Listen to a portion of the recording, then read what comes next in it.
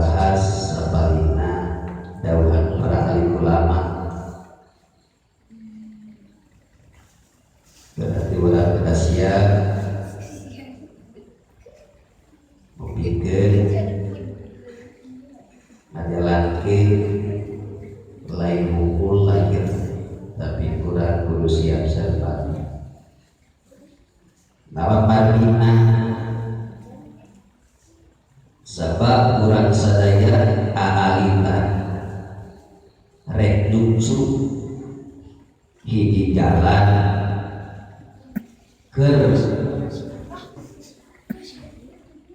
neangan karidoan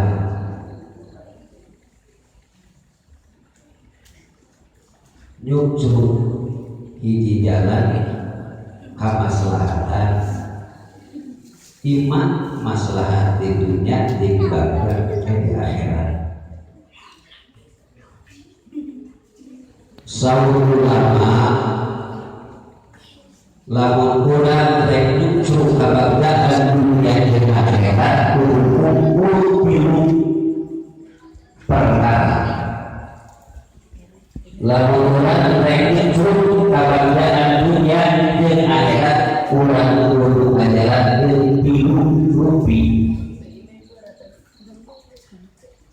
Saur ahli tasawuf, ulama ahli tasawuf hiji aya anu disebutkeun syariat.